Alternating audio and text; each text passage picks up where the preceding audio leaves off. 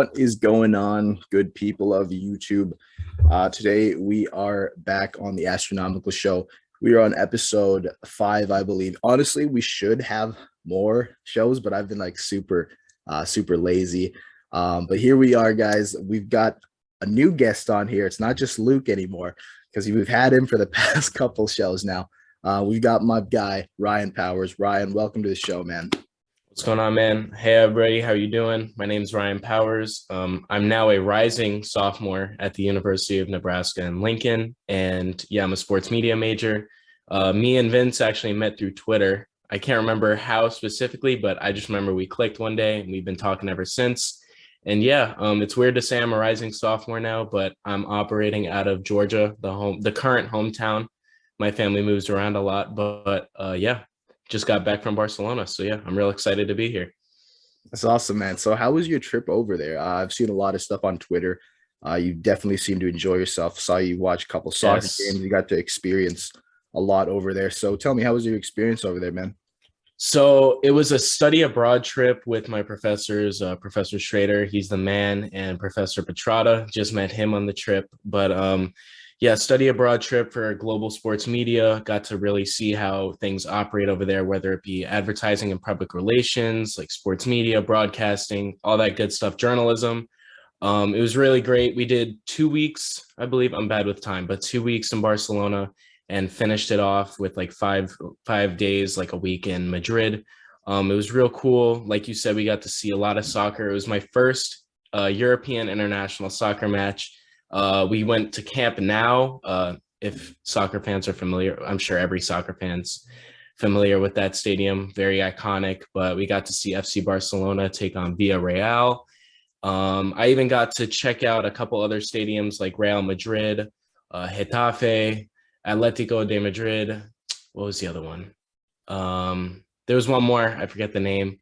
But yeah, man, it was a great group of people. We got real lucky with that. And oh man, yeah, I had to keep it a surprise, bro. That's awesome. That's awesome. Yo, how you doing, Luke? How you doing, buddy? My bad, but yeah, it was all around great trip. I definitely made some lifelong friends on that trip, and I couldn't have been more blessed, man. To be honest, it was great. That's awesome, bro.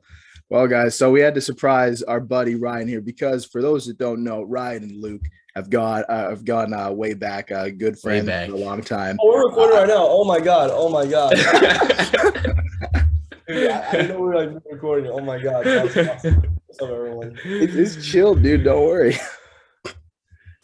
Yeah. These guys have known each other for a long time. I actually met Luke through Ryan. So without Ryan, I probably wouldn't have met Luke. So yeah, it's awesome to have these guys. This is our first time, guys.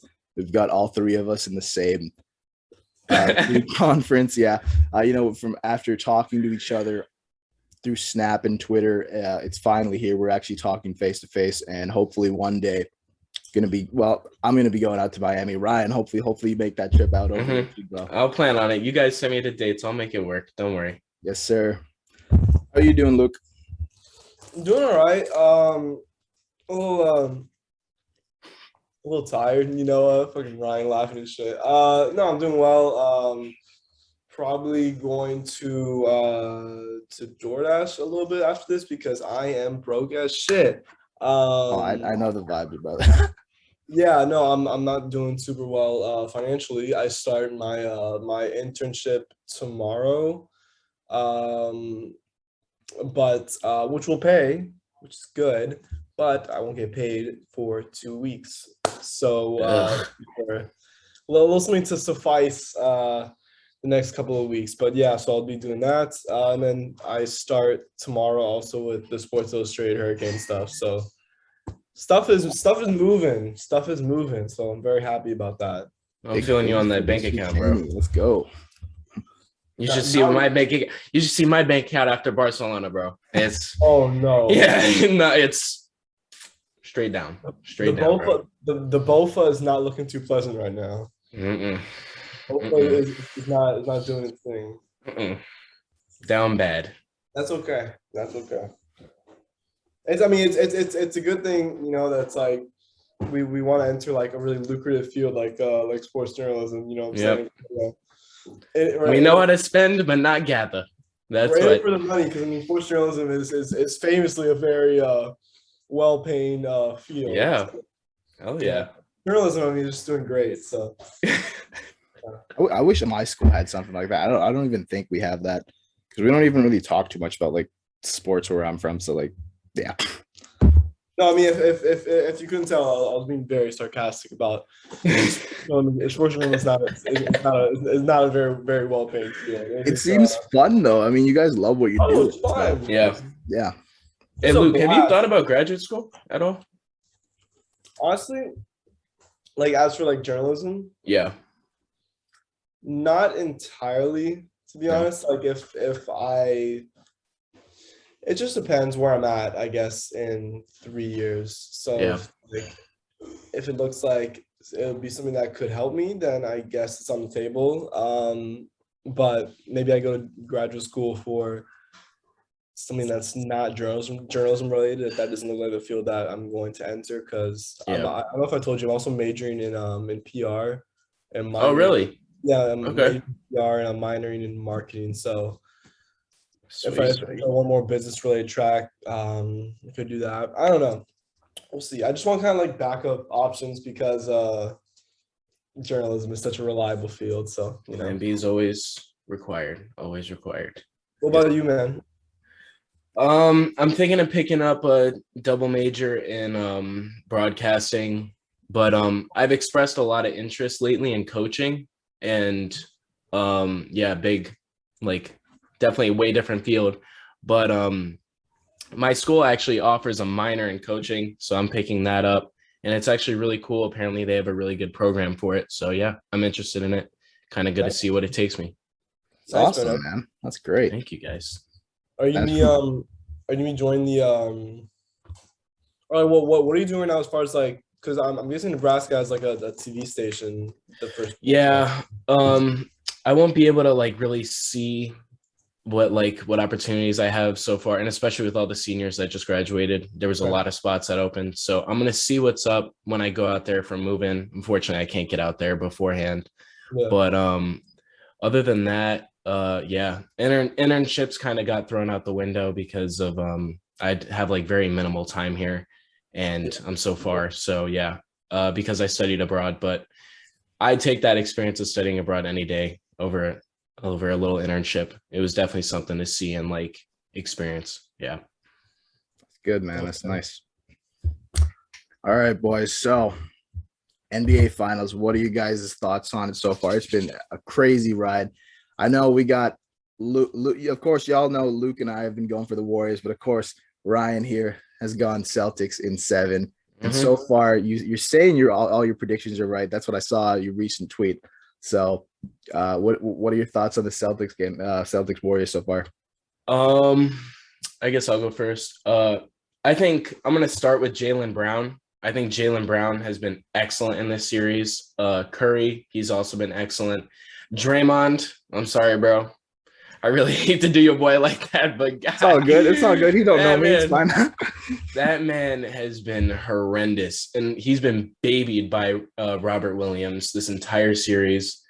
Al Horford. This the legacy series for Al Horford. But in all seriousness, he hasn't been too bad. Who else? Let's see. I think Klay Thompson, that's a player I want to highlight. He hasn't been too hot. I feel like I have a feeling he's experiencing a mental block right now, but unfortunately, I think he'll bounce back though. I think we'll get a game 6 Klay for sure to bring him to 7. But yeah, I see, what are we going into now? Game 5? I see Celtics taking game 5 in really? At the Bay. At the Bay, correct? Yeah. Mm-hmm. Yep. I see him taking game 5, 100%. I kind of agree, but at the same time, I don't know, just the way that Steph was able to, carry that team. I feel like there's going to be someone else that's going to show up, someone else that has to show up, and it's got to be either Klay or Draymond for this game. You guys are at home, you're playing for your fans. I think one of those guys got to have an explosive game. You know what, man? Even Wiggins. I feel like Wiggins will have a big game 5. But I'm sorry, I still see Klay Thompson struggling out the gate. But he has shown that he's just had a few bad starts, but he's shown like I think he dropped 25 in game 3 and 15 in game 4. Yeah. So I think he's bound to bounce back. I think it's just a matter of time. What are your thoughts, Luke? Yeah, so I mean, it's just with the Warriors, it's just that they've struggled to find consistent production from anyone besides Steph and Andrew Wiggins. Besides those two players, it's just been a boatload of inconsistency. Klay hasn't been consistent. I mean, he's nowhere near the defender that he once was, and that's obviously attributed to the 2 catastrophic injuries he suffered. So I'm not really blaming him in that regard, but it's just how it is. Draymond struggled to really get it going offensively. He's still going to be an impact defensive player regardless, but they need that offensive input. And I'm not just saying not saying scoring, but more so playmaking, kind of unlocking others within the offense. And then just more consistency from Jordan Poole. They've had those outbursts from him off the bench. I mean, he's a quick microwave scorer. He gets hot very quickly, but they really need that Jordan Poole that gave them 25 in the Nugget the Nugget series, and was so good throughout much of March and April to really kind of uplift them throughout this series. The Warriors just need something else besides Steph, because Steph's been awesome, but from as we've seen, that hasn't always been enough, and especially for the Celtics, if Jason Tatum can get going, because he has been slumping throughout this entire series. I mean, I think he shot the best he had all series in game 4, and he only shot 8 for 23. So it's if Jason Tatum can really get going and that Celtics offense can do what I know they're capable of from a star power perspective, then the Warriors are in trouble, or at least the Warriors really need someone else to step up. Speaking of Tatum, I've also noticed, especially from Ryan's tweet, because I didn't actually watch the whole game 4. I only saw the fourth quarter. But apparently Jason Tatum is really favoring that shoulder injury of his. Yes. Yeah, he is. And it's been very apparent since like the beginning of the game. Like I think it was literally like a minute into the game of game 4 where he was already grabbing it after he was like fouled. I remember that. Yeah. Yeah. Also with Tatum, though, which has been very encouraging. And it's something that we've seen throughout this year, but his playmaking has really developed. And that's really unlocked others within the offense, because that definitely was one of the concerns about the Celtics offense, coming into the year, is that they didn't I mean, obviously Marcus Smart has kind of grown into that role of a point guard, I mean, which he hasn't done since college. Yeah. But coming into the year was like, does this team have enough playmaking to really get it done? And Jason Tatum has taken on that playmaking duties, or taken on these playmaking duties, and he's done a very good job doing so. I mean, I think that's probably been the area of his game where he's really developed the most over the past couple of seasons, is his playmaking, finding his open teammates on dribble drives. He's done a really good job this series doing that. So I'll give him credit there. Yeah, he's averaging 8 assists this series. That's incredible. Yep. But like you said, his shooting 34% on the series, like that's an issue, especially for like I'd say your best player. Like he needs to step it up. And yeah, I think I really believe once he's able to get it going and like get above to the Jalen Brown level shooting wise and not score like 8 for 23 and call that your best game, I really think they can beat the Warriors and win this finals. I absolutely agree. I mean, because the thing is, it's like with Jalen Brown is that you never really see him do it for 4 quarters scoring wise. I mean, like last game, he had that monster. It was the third quarter, I believe, right? But some of this is contributed to the Warriors scheming against him, but he wasn't really there in the fourth, and that's when the Warriors made their run. So you really can't count on Jalen Brown to be that main option for 4 quarters. Sure, you can do it for a quarter or two, but you need Jason Tatum, who's proven that he can do that, to do it. And we'll see. The Celtics have proven that they don't need. I wouldn't say they don't need Jason Tatum. They don't need Jason Tatum to have those 35-point outings for them to win, which is good and bad. It's good in that they're not overly relying on him, but it's bad in that you might need a performance like that if you really want to close out the series. So, we'll see with Game 5 tomorrow night, right? Yep. Yes. Yeah, I'm gonna watch with Ryan. I'll watch our boy Nico. Yeah.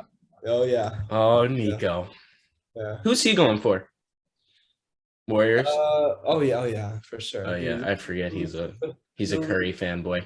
The fucking Steph fanboy, yeah. But kind of on Luke's point, like I'll highlight, like they haven't really been able to rely on Jason Tatum and players like Marcus Smart and Derek White. Marcus Smart averaging 15 and a half, Derek White averaging 14. They've been two players like game 3 and 4 that I've noticed have definitely stepped it up a lot more in these finals. So I'm kind of excited to see what they bring to game 5. Yeah, absolutely. Another thing I will note though is, I did notice, and I saw some because I follow a couple Celtics guys. They're pretty upset that in crunch time games like that, you've got Marcus Smart, taking the deep threes. Would you guys rather have probably Jason Tatum or Brown taking those? Smart hasn't really, I guess, shown up in the big time, I guess you could say, and I think that's definitely what impacts it from the Celtics tying or taking that lead, because I think it was like they were down by 3 and Marcus Smart just chucked up like a deep 3, and either he airballed it or he bricked it really badly. I think in any case, I think if you don't have one leader, if you have two leaders, in this case 2 leaders, and Jason Tatum and Jalen Brown, I think one of them should be taking the shot. But I mean, at the same, I don't really recall those shots at the end too well. But if they're scheming against your two top players, and like Luke was saying, and Jason Tatum's playmaking has improved this series, if you're able to just dish it out like that, I see no problem with him taking the shot. Yeah. With Marcus Smart, I mean, he's a good shooter. He's a rhythm shooter. He's a hot and cold shooter. It's just sometimes, and he's a very confident shooter. He's, no matter if he's, 4 for 5 or 1 for 8, he's not going to pass up an open look. So you just have to take that with, it's just the nature of how Marcus Smart plays and the confidence in which he shoots with. But yeah, I mean, to agree with Ryan, you would rather have a Jalen Brown or Jason Tatum shooting those shots, but it's also just how Boston's offense is run, especially towards the end of fourth quarters. It's a lot of matchup hunting, it's a lot of one-on-ones, trying to get into your driving kicks and find open shooters. That's how Al Horford got a couple open looks there towards the end of game 4 due to I think it was Jalen Brown on one penetration. I'm sure it shows Tatum or Smart on the other. Just players creating pressure on the rim, causing the defense to collapse, and then you find Al Horford open in the corner. And it's the same when Marcus Smart is on the wing or above the break, and the defender slides and help. You have Smart open, and if Smart's open on a catch and shoot, he's going to shoot it. So just how Boston's offense is like, and they're able to create a lot of open 3-point looks off driving kicks. And I understand though how that could become tiresome for Celtics fans, especially when Smart is having one of those 1 for 9 games, which would annoy me as a Celtics fan. So, I get the frustration. And man, we're a couple games away from just crowning one of these guys a champion. The one thing that I will note that I'm super excited for though is fucking Steph Curry, man. I'm really excited that he's most likely going to take the Finals MVP regardless of a win or loss. So super excited for Curry. What you don't think he's gonna? I think, well, no, obviously they win. I think they'll give it to him, but have they ever given a Finals MVP to a loser of the Finals? They can do that? They can no, they can do it, but it's like if LeBron didn't win in 2015, then it's like no one's gonna win. They're like no loser is gonna win, in my opinion. Yeah, Okay. because I think I sent you guys something about that. It was like, yeah, aren't they able? Was that only for semis? No, they're able to. Okay. They're able to. I have no idea. Just difference of opinion. I don't, especially with Jalen Brown, who has been playing the way that he has been playing. I think he'd probably be the favorite if the Celtics were to win, unless Jason Tatum goes ape shit the next couple of games. But we'll see. But I mean, if the Warriors win, though, yes, it's Steph's getting that first one easily. I mean, he's been remarkable. All right. So, anyone got any final little predictions for the Warriors thing? I'm honestly gonna change my pick, which I almost do every single game now. I'm gonna go Warriors in 7. I don't feel confident about the Warriors in 6. I think they're gonna take game 5, but I think they're gonna lose in Boston. And I think the Warriors are gonna win an at-home game 7. What a perfect way to end it. Plus, I kind of want to see an extra game there. So what do you guys think? I'll go first. I'm still gonna take Celtics in 7, but I do think, and this may sound like kind of cheesy or whatever, but I think they continue to alternate games. I think Boston's gonna take it in at the Bay. I think the Warriors are gonna take it in Boston, and then I think the Celtics will be crowned in at the Bay. I think that's how it's gonna go down. Yeah. So I'm have to go with Vince's plan with the Game 5 Warriors, Game 6 Celtics. Home teams win every game. Warriors in 7, but the Celtics could easily win the series. The Warriors could easily win the series. It's awesome. I mean, I really think this is going to 7 either way, and that's great for the sport. And it's been 6 years since we saw a finals game 7. So yeah, I mean after we've had some finals that haven't been the most exciting. Last year's was fun, but we really haven't had that edge of your seat. Everybody in America's watching the finals since 2016. So I think if you could have another game 7, that would really just be great for us, obviously as big time basketball watchers, but I think for the sport as a whole, just because so many people will tune into that type of game. It goes Just beyond happy the game, Oh, of course. It goes beyond the game. I think, like you were saying, Luke, like us basketball watchers would love that, but like people who don't even watch the sport, like I said before, it goes beyond the game. Like the emotion behind a game 7, especially in the finals, is just ridiculous. I think the crowd, especially the crowd, is going to be insane. The watch parties will be crazy. Like I really hope it does go to a 7. I'd love to see that. Was the last one we saw, was that the greatest comeback ever? That's the last game 7? Damn. That was 6 years ago? I know. It's time to fucking fly. Jeez, dude. 6 years ago. Yeah. Crazy, insane. We really haven't had a good finals. Well, we've had some decent finals. We haven't had a finals anywhere close to that level since then. I'd say before this year, like the most enjoyable one was probably last year. Yeah, no, I would say so. 2018, everyone expected the Warriors to just demolish the Cavs. 2019 was Warriors and Raptors. Yeah, that was a decent one. 2020. It was crazy over here, man. Fucking everyone was a fucking Toronto Raptors fan, man. They just came out of nowhere. I mean, everyone's Canadian, so, but yeah, I just fucking saw Raptors gear everywhere throughout the school. And, I didn't want to be, I was going for the Warriors at first, but then, man, I can't even go for the home country. Yeah, and then I just noticed a lot of people were wearing it and stuff, and a lot of my friends were, and I was like, fuck that. I mean, I got easily persuaded, cheered for the Raptors there. I mean, I honestly, the reason why I wanted to see Golden State win again was because I wanted to see those guys win another ring, and of course Kevin Durant, who I absolutely loved watching Kevin Durant in Oklahoma City. So just to see that would have been great. But I was also happy for Toronto, of course, and Kawhi Leonard. Love Kawhi Leonard as well, and a lot of those great fucking Kyle Lowry. I love Kyle Lowry too. I definitely Big booty Lowry. Oh crap. Okay, looks like we've got like 10 minutes before this Zoom thing expires. So we're gonna wrap up in a bit with our last topic, boys. So Rams have signed Aaron Donald to a long-term deal, and of course Cooper Kupp.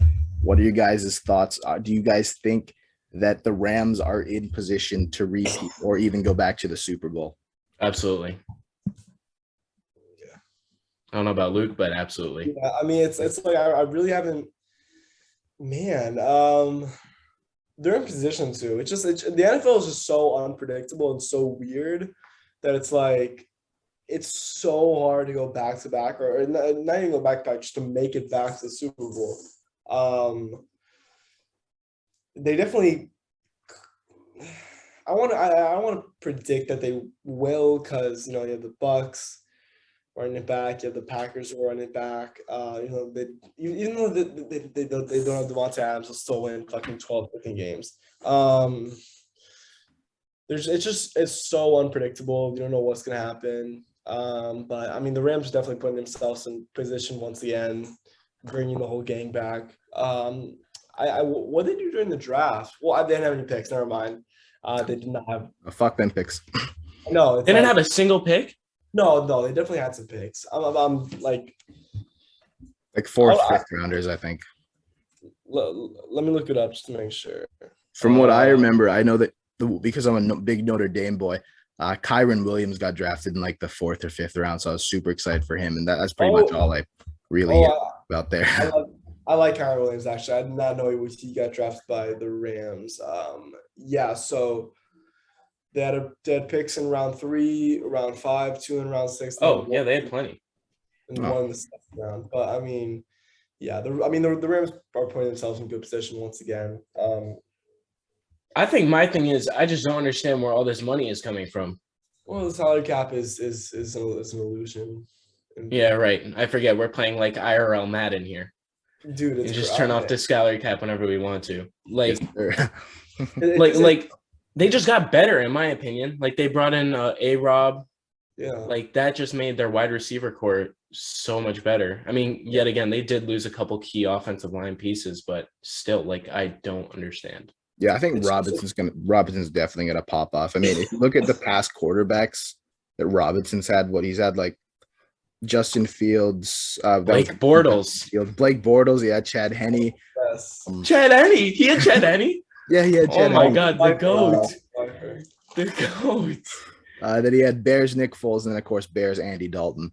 So give him Matthew Stafford. I think he's gonna have a Matthew Stafford type story. Playing for so many crappy teams to play for a great team like Los Angeles Rams, and hopefully get himself a Super Bowl ring. It's just like with the salary cap. It's like you can. There's so many loopholes. So many loopholes. You can. I mean, that's what the Saints have been doing for years now. I mean, the Saints have been in salary cap hell. It's supposedly for the past fucking half decade. I'm convinced that people are paying for those contracts.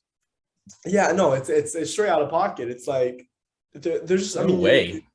You can restructure contracts in a way that just keeps on moving money down the line.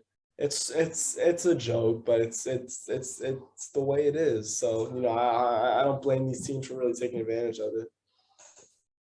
All right, so last stuff, guys. Of course, Ryan here, big Jets fan. Of course, we got Luke here, big Miami Dolphins fan. What do you guys think about this season? To tell me your honest thoughts. I'll be honest, because I tend to be a very honest Jets fan. Luke may not agree, but I really do see 8 wins as a minimum. As a minimum. At the minimum, if we don't get 8 wins, Luke, like, I'm being serious, bro. After looking at our schedule, I really think we split the series. I think we split the series. Okay. Which, I mean, I don't think I didn't see that. I mean, because I made my like game by game predictions. I didn't see that happening, but I could see it happen. But go ahead. But I do see our record being 8-9. I really think our record will be 8-9. I, 8 wins. you think that's too much? I think it's a high ass minimum. I've seen people saying we go 10, 11 wins.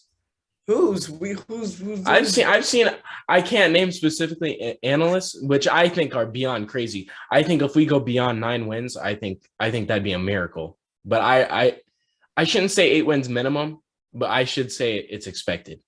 So what I think for the Jets, I actually think the Jets will finish very strong, which it makes sense just given that they have so much young talent that I think will continue to gel throughout the year. I'm leaning more towards the side of it's like 6-11, 7-10. Okay. Okay. I thought you were really about to say 4 wins. I was about to be like, okay now. No, man, because I mean, like you guys have talent. Like it's not that you guys have talent. It's just there's so much of it is young, unproven talent. And to add on to that, I don't think your defense is still Under construction. Yeah, it's still under construction. I love your O-line though. You have the Jets have a great O-line. I like our offense all around. Yeah, I think I think if Breece Hall turns out to be the man that people think he'll be, I think we have one of the most solidified backfields in the league. Wide receiver group, that's really just a hit. It's going to be a hit or miss. But yeah, I love our O-line, but the thing is, if they stay, it's a matter of if they stay healthy. If they don't stay healthy, then we're going to be in trouble. Yeah, and then for me, for the Dolphins, I have them going 15-1. No, I'm playing. I have them going 10-7. I'm actually going kind of on a mid-season hot streak. I think I have them at 8-3 at one point, but their end of season is absolutely brutal. Like they have a stretch where they play at 49ers, at Chargers, I think at Bills, home Packers. Like those are 4 straight games right there. And it's just like, oh my God, that is. Then you go in New England in like fucking week 17, which is going to be cold as shit. And then you end up with a home game against the Jets. So yeah. Which, I mean, I think that week 18 Jets game will be tough because I think by then the Jets will really start to gel. So I don't love their end of season, but I think 10-7 is realistic. I think that gets them the playoffs, and I think the Dolphins as a 7 seed in the playoffs isn't overly unrealistic. Yeah, I'm gonna agree with Luke. I'm gonna keep it short and sweet because I see our time's running out a little bit here. But yeah, I think 9. What would we be 9-8 or 10-7? I think that's very realistic for the Miami Dolphins this year. I also do see that we have a very challenging division. It's starting to get really heated up in that division. I don't think the Patriots are going to be anything special for another 3 years. But yeah, especially with that draft, I don't know who the hell they selected in the first round, but I'm sure he'll end up being the next Hall of Famer that I'll be looking back on and saying, wow, nice. But yeah, right. So yeah, that's my thoughts. Boys. So I guess we'll wrap it up there. As a Broncos fan, I haven't really actually done too many research. I'm really lazy on that part. But 4 wins, fuck you. No. 4th in the diviation. 4th in the division. Okay. But we could also be 4 wins. Who knows? I'll have to look up more stuff on the Denver Broncos. But I'll definitely be rooting for your guys' team. Of course, Luke, I'll be rooting for your Miami Dolphins. November 27th. I'll be wearing my Ryan Fitzmagic jersey, so it's gonna be fun. Yes, sir. Thank you guys so much for joining me on episode 5. Hopefully we've got some more shows coming up for you guys, and thank you guys for watching this show today. So peace. Appreciate you, man. Deuces.